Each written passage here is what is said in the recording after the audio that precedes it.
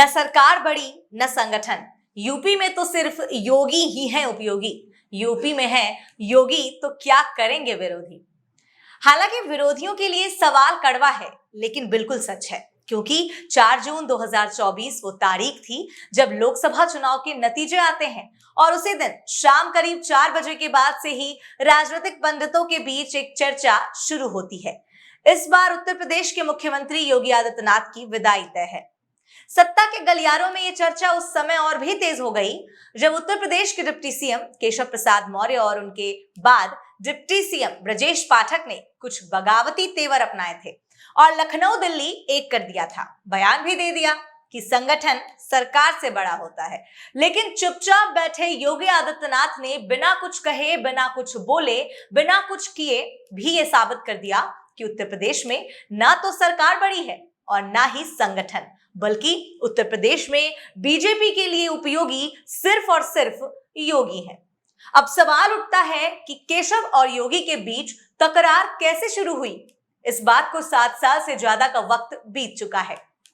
जब केशव प्रसाद मौर्य की मुख्यमंत्री पद की दावेदारी को नकार दिया गया था और योगी आदित्यनाथ उत्तर प्रदेश के मुख्यमंत्री बने थे, इन 7 सालों में कम से कम 70 बार बात हुई कि केशव प्रसाद मौर्य और योगी आदित्यनाथ के बीच सब कुछ ठीक नहीं है।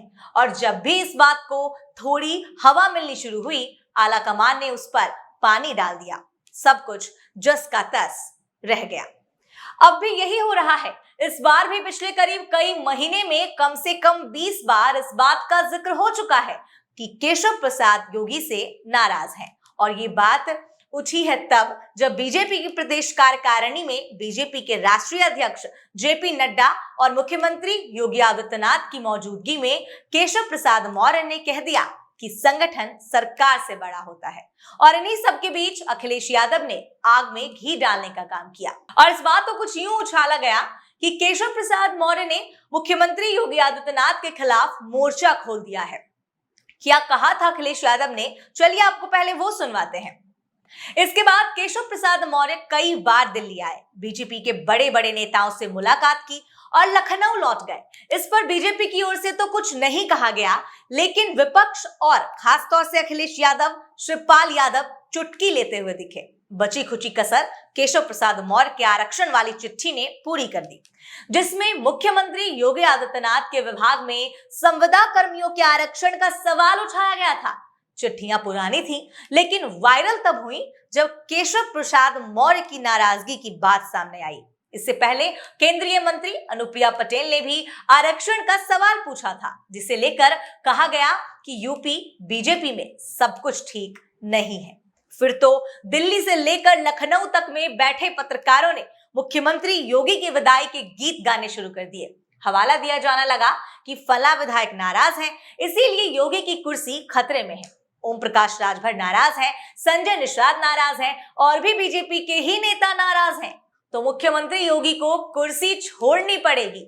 लेकिन हुआ क्या? कुछ भी नहीं।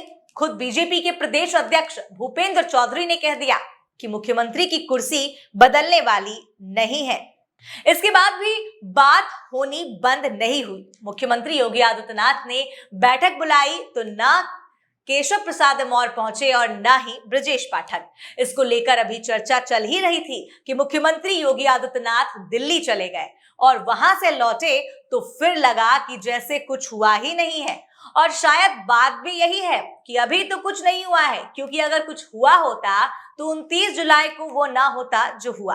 और हुआ ये कि 29 जुलाई को उत्तर प्रदेश की विधानसभा का सत्र शुरू होने से पहले जब मुख्यमंत्री ने एनडीए की बैठक बुलाई तो मुख्यमंत्री के तरफ केशव प्रसाद मौर्य और दूसरी तरफ ब्रजेश पाठक बैठे। ओम प्रकाश राजभर और संजय निषाद भी बैठे। अनुप्रिया पटेल की पार्टी से मंत्री आशीष पटेल भी मौजूद रहे। इतना ही नहीं, सदन शुरू होने से पहले जो मीडिया ब्रीफिंग हुई उसमें भी मुख्यमंत्री के आजू बाजू दोनों ही डिप्टी सीएम मौजूद थे।